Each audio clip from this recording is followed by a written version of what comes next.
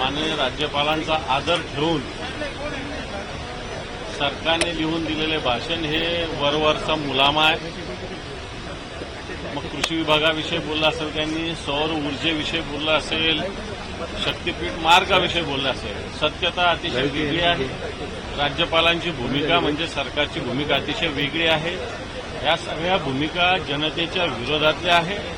जे दिसतं तसं प्रत्यक्षात तिथं नाहीच आहे काही कोणत्याच गोष्टी। अशा भूमिका राज्यपालांनी मांडलेल्या आहे। या राज्यपालाचं अभिभाषण हे अभिभाषणाचा फार्स होता, तो राज्यपालांनी पार पाडला।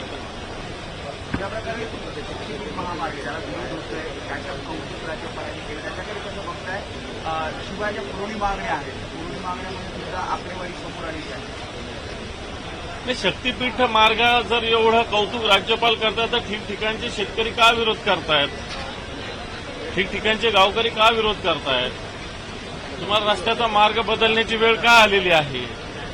पार जिथपासून निघतो आणि जिथपर्यंत पोहोचणाऱ्या सगळ्या ठिकाणच्या लोकांचा, विशेषतः शेतकऱ्यांचा मोठा विरोध या शक्तीपीठाच्या मार्गाला आहे। दुसरा राहिला पुरवणी मागण्याचा विषय, मला वाटतं त्याच्यावर चर्चा सभागृहात होणार आहे, त्यामुळे आत्ताच फार बोलायची आवश्यकता नाही। परंतु सरकारची तिजोरी पूर्णपणे रिकामी झालेली आहे पुरवणी मागण्यांविषयी। मला वाटतं आत्ताच बोलण्यापेक्षा सभागृहात या विषयावर आम्ही विस्तृतपणे बोलू।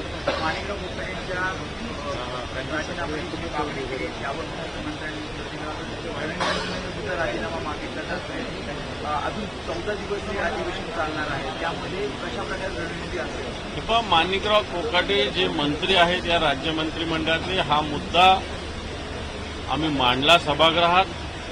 माणिकराव कोकाटेंना शिक्षा झालेली आहे 2 वर्षाची, ते दोषी आढळलेले आहे। शिक्षा झाली त्या क्षणाला यांचं सदस्यत्व रद्द होत असतं किंवा झालेलं आहे असं समजलं पाहिजे। ठीक आहे, त्या शिक्षेला तुम्ही अपील करा, कोणत्या कोर्टात जायचं जा, उच्च न्यायालयात जा, सर्वोच्च न्यायालयात जा, तिथून काय तुम्हाला निकाल आणायचा मांडायचा तो मांडा, तो पुन्हा द्या, तुमचं सदस्यत्व रिइस्टेट होऊ शकतं। पण आत्ताच्या घडीला माणिकराव कोकाटेंचं सदस्यत्व रद्द झाल्याचं सूचित विधानसभेच्या अध्यक्षांनी करायला पाहिजे। सरकारने सुद्धा तीच भूमिका घ्यायला पाहिजे। मुख्यमंत्र्यांनी जे सभागृहात वक्तव्य केलेलं ते चुकीचं आहे। यांच्या शिक्षेला कोणती स्थगिती अजून मिळालेली नाही, त्याच्यामुळं माणिकराव कोकाटे हे दोषी आढळल्यामुळं निवडणुकीचा जो अपात्रतेचा कायदा आहे, नियम आहे, त्याच्यामध्ये ते अपात्र ठरलेले स्पष्ट होत आहे। आणि याच्याविषयी भले आज जास्त चर्चा करता आली नाही, परंतु या अधिवेशनात हा मुद्दा निश्चित मांडू। राहिला धनंजय मुंडेंचा प्रश्न। धनंजय मुंडेंच्या सोबत मागच्या 2.5 वर्ष मागच्या काळात मंत्री असताना, पालकमंत्री असताना सावलीसारखे असणारे वाल्मिक कराड हे बीडच्या मस्साजोग प्रकरणातील मुख्य आरोपी आहेत।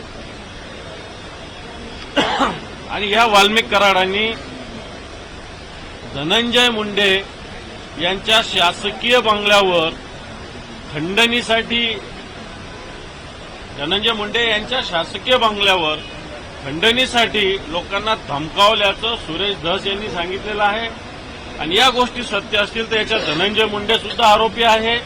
जर तुम्ही लिंक खंडणीची लावत असाल, खंडणीनंतर अपहरणाची लावत असाल, अपहरणानंतर खुनाची लावत असाल, ही खंडणी मागण्याच्या आधी ज्या बैठका झाल्या ही सुद्धा लिंकमध्ये येतं आणि याच्यात धनंजय मुंडे असले पाहिजे, अशा प्रकारची भूमिका आमची आहे। सभागृहात निश्चित ही भूमिका आम्ही मांडू। संदर्भात आज मध्ये आलंय की पार्समध्ये रिफायनरी कंपनी आंध्र प्रदेश किंवा गुजरातमध्ये विचार केली, मात्र मुख्यमंत्री म्हणतात पार्समध्ये ही रिफायनरी होणार आहे, ज्याला तुमच्या पक्षाचा विरोध आहे, तिथल्या गावकऱ्यांचा? पक्षाचा विरोध नाही, तिथल्या गावकऱ्यांचा विरोध आहे, त्या भागातील जनतेचा विरोध आहे, शेतकऱ्यांचा विरोध आहे।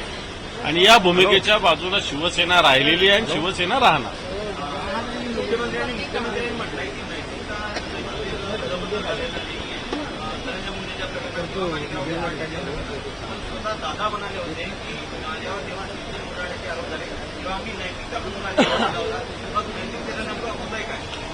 मुख्यमंत्र्यांनी अधपतनाची व्याख्या बदलली असेल तर मला माहिती नाही, परंतु ज्या व्यक्तीच्या बंगल्यावर खंडणीसाठी बैठका होतात, बैठका जे घेतात ते 302 चे मुख्य आरोपी ठरतात। हे नैतिक अधपतन आहे की नाही आहे हे मुख्यमंत्र्यांनी स्पष्ट केलं पाहिजे. दुसरी गोष्ट, सुनील केदार असेल, राहुल गांधी असेल, मागच्या काळात यांचं सदस्यत्व रद्द झालं होतं. ते कोणत्या आधारावर रद्द झालं होतं, कोणत्या गुन्ह्यात सिद्ध झाले होते, किती मिनिटात किती तासात त्यावेळेस निर्णय घेतला होता. आता हेही अधपतनाच्या व्याख्यात येतं का नाही येतं हे जरा मुख्यमंत्र्यांनी स्पष्ट केलं पाहिजे. माणिकराव कोकाटेंनी कोणत्याही कोर्टात जावं, त्यांच्या शिक्षेला स्थगिती आणावी, पुन्हा सदस्यत्व त्यांना बहाल करावं. पण आत्ताच्या घडीला त्यांना 2 वर्षाची शिक्षा झालेली आहे. त्यामुळं नैतिकदृष्ट्या कायद्याच्या दृष्टीनं सुद्धा त्यांचं सदस्यत्व नाहीच, एवढं मी तुम्हाला खात्रीनं गॅरंटीनं सांगतो. तर महाविकास आघाडीची आज बैठक झाली, ठाकरे गट आणि परिषदेमध्ये काँग्रेस दावा करणार असेल. मला वाटतं ह्या तुमच्याच बातम्या आहेत. आमची बैठक झाली सत्य आहे, परंतु सभागृहातल्या कामकाजाविषयी बैठक झालेली आहे. विरोधी पक्षनेता सुद्धा निश्चित पक्षाचे, तिन्ही पक्षाचे नेते मिळून विरोधी पक्षनेता ठरवतील.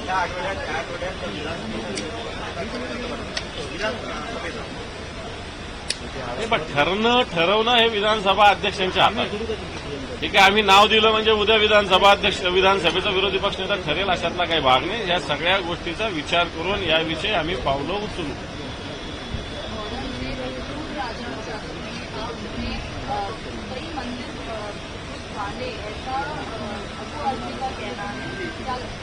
अबू आजमी ने जरा लिस्ट देना कौन से मंदिर बांधे हैं और कौन से मंदिर तोड़े हैं, इसकी लिस्ट मैं देता हूं. औरंगजेब एक क्रूर कर्मा था जिसने छत्रपति शिवाजी महाराज हो, धर्मवीर संभाजी महाराज को जिस तरह उन्होंने मारा था, वो जो बलिदान संभाजी महाराज का हुआ हो, किस प्रकार औरंगजेब ने उस टाइम अपना बर्ताव किया था, ये क्रूरता का ही प्रतीक है. इसलिए अबू आजमी साहब, इस महाराष्ट्र में आप रहते हुए इस प्रकार औरंगजेब की बाजू जो लेता है, वो मैं समझता हूं ये महाराष्ट्र का विरोधी है, महाराष्ट्र धर्म के विरोधी है. जिस प्रकार औरंगजेब एक क्रूर कर्मा था, जैसा उन्होंने, मैं बताता हूं, बताओ उन्होंने कि कौन से मंदिर औरंगजेब ने बांधे, और मैं बताता हूं औरंगजेब ने कौन से मंदिर गिराए. औरंगजेब एक क्रूर कर्मा था.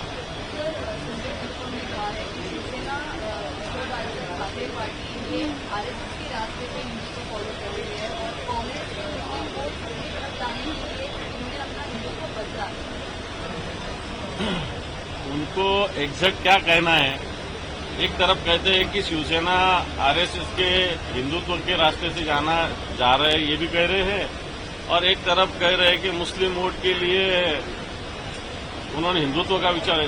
उनको एग्जैक्ट क्या कहना है ये तो मुझे भी नहीं समझ रहा.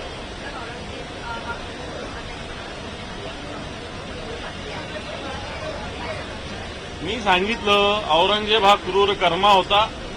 धर्मवीर संभाजी महाराजांना त्यांनी हाल करून मारलं. नुसतं मारलं नाही तर हाल करून मारलं. अनेक मंदिरं त्यांनी पाडले. कोण म्हणत असेल मंदिरं बांधले तर मंदिराची यादी द्यावी. मी कोणते मंदिरं, तुळजापूर, पंढरपूर पासून हे मंदिरं पाडायला औरंगजेबाने सुरुवात केलेली होती. औरंगजेबाने या महाराष्ट्राचे छत्रपती संभाजी महाराजांचा वध केलेला आहे.